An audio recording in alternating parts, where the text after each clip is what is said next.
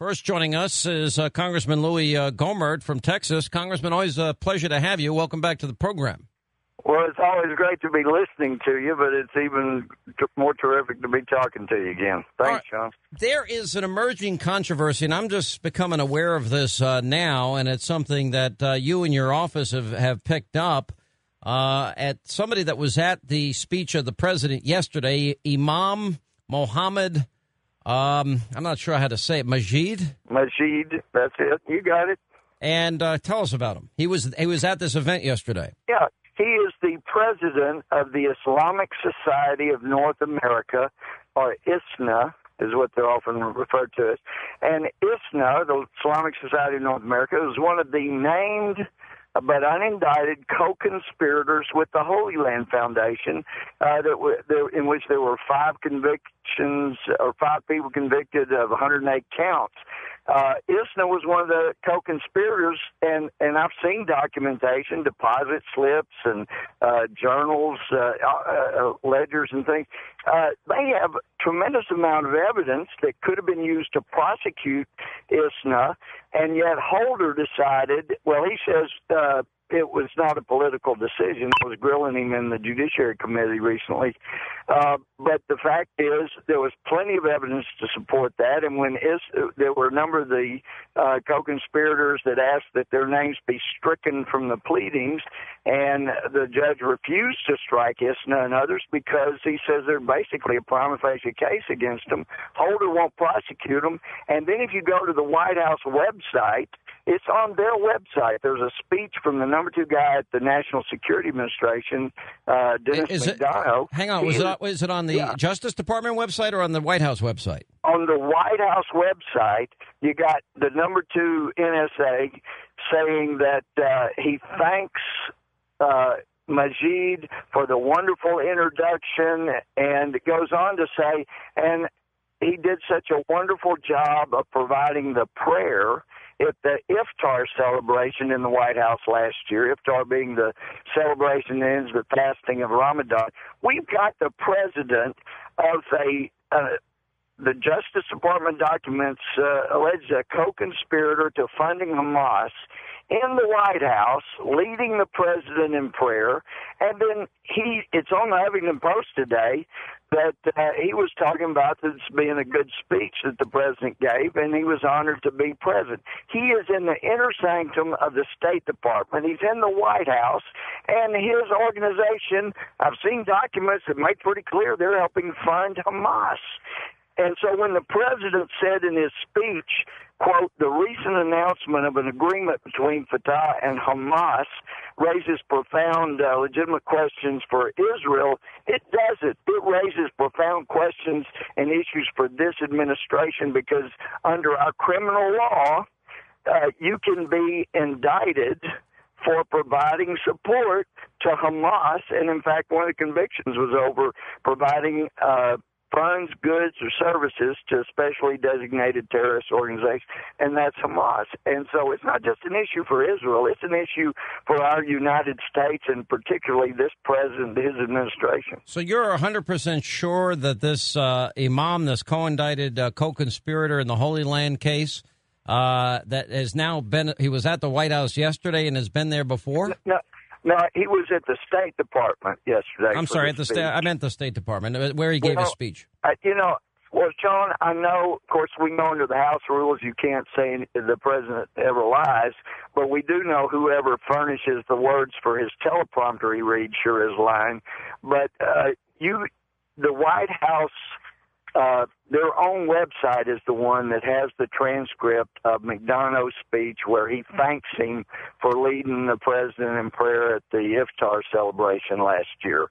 So we know last year, if you can believe the White House's own website, and you can believe the NSA, then Imam Magid was in the White House last year at least once and was at the State Department for his speech yesterday. Well, it's pretty shocking to me. I don't know what we can say about all of this. I mean, I was very encouraged by the handling of all this by the Israeli Prime Minister, Benjamin Netanyahu. I mean, but it was embarrassing to see a president of the United States basically get a lecture and an education about the security concerns that Israel has to live under every day. And and no president has ever done this before. And we promised Israel we wouldn't do this to them. And I really don't know what's motivating the president. Is it sheer ignorance? Is it incompetence? Is it, every time Benjamin Netanyahu comes to town, there's a snub by the White House? Does he not like the prime minister? Does he, I'm not sure. Ideologically, does he have differences with Israel? Is it he doesn't like them much? I don't know what it is. What is it? Well, I don't know, but it's been going on, and it was the snubbing last year. If you went back to May of last year, for the first time, the United States voted with Israel's enemies to demand that they declare and all of their weaponry. Well, you don't do that, and so it was no surprise to me the flotilla came right after that, because when Israel or any nation's enemies see that there's big distance growing between them and their strongest ally, that's when the enemies move. And so it was last May I started pushing to get Netanyahu invited to address a joint session of Congress. And as I told the Speaker Pelosi last year, look, this would even help your party politically. I don't care about politics. This is important for us and for our ally Israel, that the world and Israel's enemies see both sides of the aisle that can't agree on much anything, standing in unison and applauding the leader of Israel. Well, she told me last June, we just don't have time. We got such a crowded schedule. Of course, we had to name a lot of courthouses and stuff, so we couldn't invite him last year. But I've been critical of some of our speaker's position, Speaker Boehner, on some of the debt issues. But I tell you, I put together a letter. We had over 60 guys sign it. We sent it to Boehner and Reid saying, please invite him to address a joint session when he comes for AIPAC. And to Boehner's credit, he stepped up and he invited him to speak to us next week. He's speaking on Tuesday. Yeah, and I can't help but believe that that's why the president, he knew we would be standing and applauding Netanyahu, so he had to get his digs in as quickly as he could this week before he comes next week. But I'm trying to understand what the motivation here is. Well, and that's a mystery. Well, I know, but I mean, it's, for example, is there a state dinner on the schedule? Because there was, remember Joe Biden met the president of of China on the red carpet, and they rolled out the red carpet at the White House, and they had a big state dinner that they have one for. Because the last time the prime minister was in town, what happened? They abandoned him. The president left him in the White House and just disappeared apparently for an hour because he was ticked off. Well, yeah, he said basically, why don't you just stay here? When you come around and do what I tell you, then my staff can alert me and I'll come back and see you. I mean, what a snub.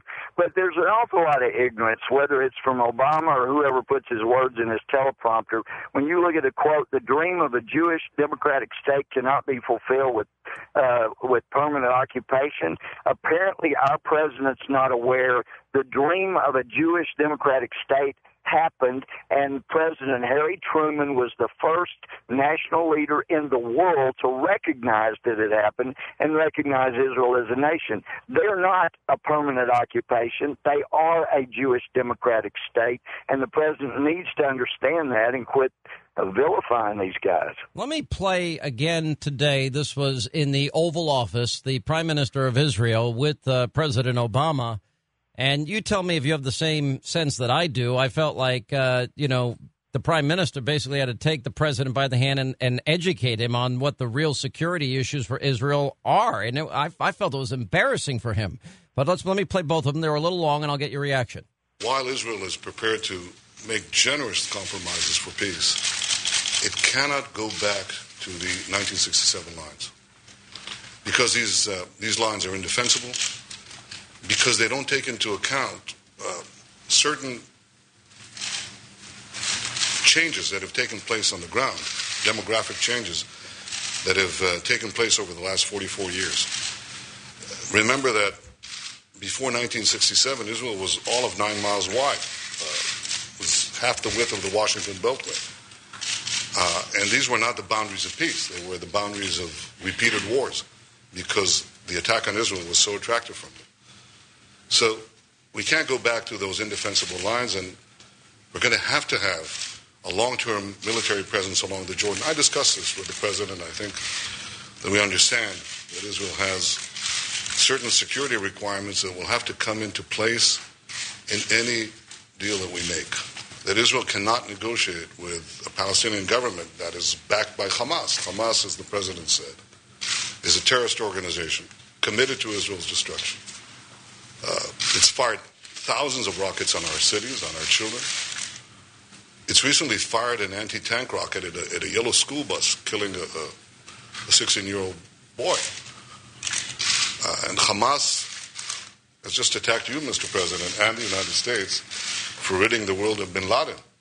So Israel obviously cannot be asked to negotiate with a government that is backed by the Palestinian version of al-Qaeda. I think President Abbas has a simple choice. He has to decide if he negotiates or keeps his pact with Hamas or makes peace with Israel. And I can only express what I said to you just now, that I hope he makes the choice, the right choice of choosing peace with Israel. I mean, he just tore him up. I mean, it was. What is your reaction? Because I explained mine. He's just educating the person, and I hope that in the White House, including the president, that they know more than Helen Thomas did, and the fact there's archaeological evidence to support King David ruling in Jerusalem about 1000 B.C., and of course Muhammad was living around 600 A.D., and so there is a history in the land, and some people in the White House don't understand that. But Sean, I was visiting again in August of 2009 with Netanyahu over in Israel, and I told him that I hope he understood that from the inception of Israel, its earliest days, there had never been a time when Israel gave away land unilaterally to buy peace, that the land was not then used as a staging area from which to attack it. And the room was very quiet, and he just gave me a deadpan look, and then he said, "That's a problem, isn't it?" And everybody laughed, and I said, "Yes, it's a problem." And the Tanakh, or the Old Testament, is full of examples of Israeli leaders trying to unilaterally buy peace. It doesn't work. In recent years, you look, they gave away the Gaza Strip. They get attacked constantly with rockets from there. They gave away northern Israel to Lebanon, and that's where that last war with Lebanon came from southern Lebanon. So it doesn't pay to make these unilateral concessions trying to buy peace. It hasn't worked, and it won't. It's not, it's very articulate, and I, for the life of me, can't figure out why the president doesn't understand these very simple, this is not complicated, basic principles and what's at stake here. What time is this joint session speech next week? It's on Tuesday, because I am interviewing the prime minister next Tuesday. What time is that? And I'm not sure. I think it's before noon, but I'll have to double-check myself. So are you coming to the Hill? I am going to be up there. I'm going to be interviewing the prime minister on Tuesday. Yes, sir. Can you imagine? Okay. I'm getting out of there as fast as I can. I don't want to be corrupted, Congressman. Well, each member of Congress is given one seat in the gallery. If you'd like to be president of the gallery, my wife told me she's not going to be able to make it. Are you serious? Yeah. You want a ticket in the gallery to hear Netanyahu, you could have my seat. If it works out, don't give that seat away till you hear from me. I would love to go. All right. Well, Congressman, we really appreciate your insight and you looking into all of this for us. We'll have more on this tonight on Hannity at 9 Eastern. And I'd never been to a speech in the gallery before. I've been there once. They told me to get my feet down. No, I'm kidding. All right. Well, I hope that you would see constant eruptions of applause on both sides of the aisle equally strongly for the leader of our friend Israel. Well, it's interesting because Joe Lieberman has come out strongly today. I even saw comments, my friend Anthony Weiner in New York, former New York City Mayor Ed Koch. The only member of Congress that I saw that was supporting him was Gerald Nadler of New York. Meaning the president, and but otherwise, what I see is that the White House. I don't know if you saw the president's body language today, but I mean it was atrocious. He looked mad. I mean, furious. Yeah.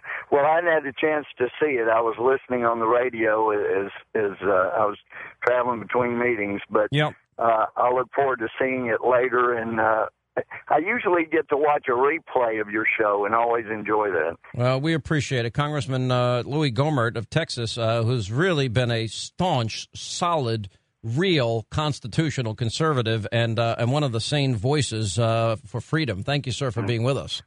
Thanks. Always good to talk to you, Sean.